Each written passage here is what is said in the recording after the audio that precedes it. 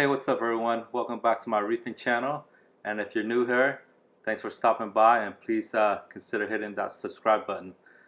Well, today's video is a special one because it's my tank's 1-year anniversary.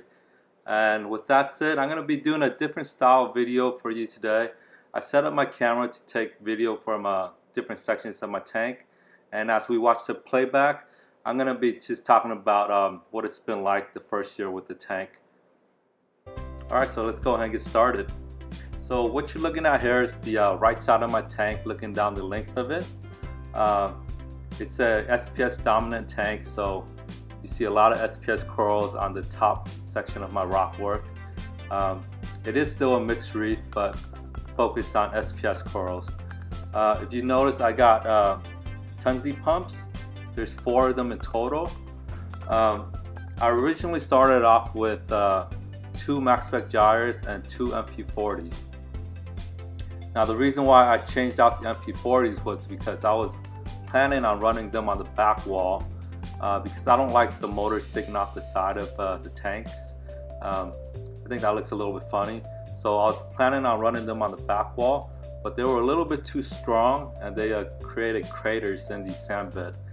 So those got switched out, and the reason why I switched out the max spec gyres was because they were a little bit too loud for me. I had them for about 4 months, I want to say, and people say that once they're broken in, they quiet down, but they were loud for me from day 1 to the end of 4 months. It was just as loud. So that's why those got traded out. But in the future, I might trade out 2 of the Tunzis for 2 Rossmont pumps. They're the Italian-made controllable AC pumps. So what you're looking at here is the same side, just a different angle. You see one of my favorite corals on the sand bed there. It's my ASD Rainbow Phoenix Monty. I picked that up at Reef-a-Palooza, October 2017. Also, you see my Scolemia there. I moved it up on the rockwork about a few months ago. Supposedly that's how they're found in the wild. Plus, I like keeping my sand bed free of clutter, even though I got a lot of corals down there right now.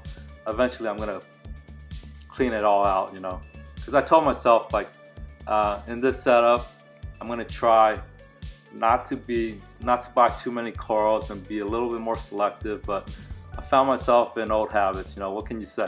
Once you see a coral that you like, you know, at the moment you want to try it out, so that's what I do. And then I end up either changing my mind a few months down the line, and I sell them or trade them in or give them away. It's a costly habit, but it happens. Here's the right side of my tank, looking from the front. I see a frag rack in the back there. I want to try to get rid of that once I figure out what to do with all the frags.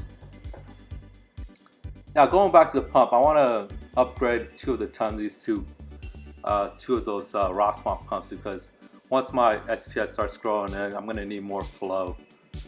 So what we're looking at here is the middle section front view. You can see that I picked up a little elegance coral down in the middle right there. It's closed up right now because before I started this video, the lights were dimming down and I had turned them back up just to make this video. But it's been doing very well for me. I had one in the past that grew really huge, and I ended up having to frag it as well. I also picked up a bleached out torch coral to the right of it there, and hoping I can nurse that back to health. Fingers crossed. So let's talk about something else I like about this tank. I like the drainage system. It has a Herbie setup and it's completely quiet. Right here is the left section of the tank, front view. In my old setup, I had just a standpipe with a Maggie muffler, and that thing was pretty loud.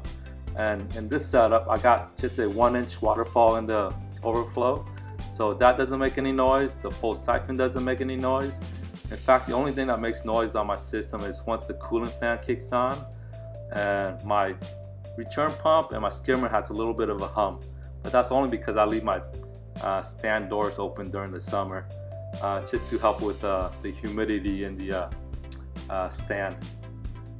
Speaking of the humidity and my coolant fan, that's one thing that I would change in the system if I had to start over again, is to have a bigger ATO reservoir. The one I have right now is 11.5 gallons. It's a decent size, but during the summer only lasts me 4 days. Winter is a little bit longer, about 7 days.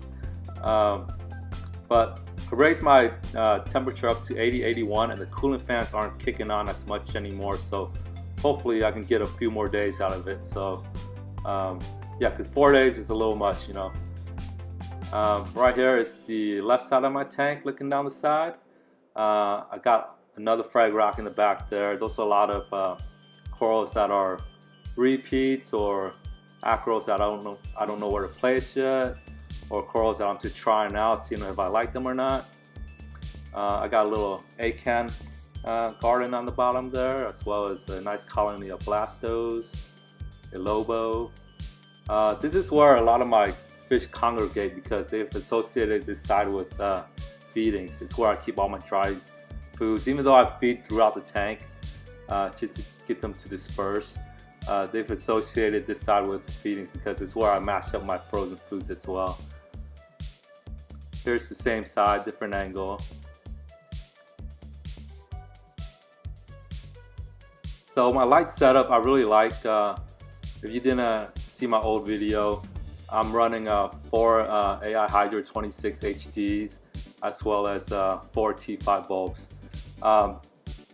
You see that big shadow right there? It's normally not there because right here in this video I just have the LEDs on at 25% and none of the T5s are on. So that's one thing I really like about this setup as well. So yeah, just 1 year in, corals are starting to hit their stride. They say that when you start off with dry rock, it takes about 12 to 18 months for your SPS corals to really start taking off. And I've noticed some have already, and hoping the rest catch up. Well, that's enough talking for this video. See you on the next one.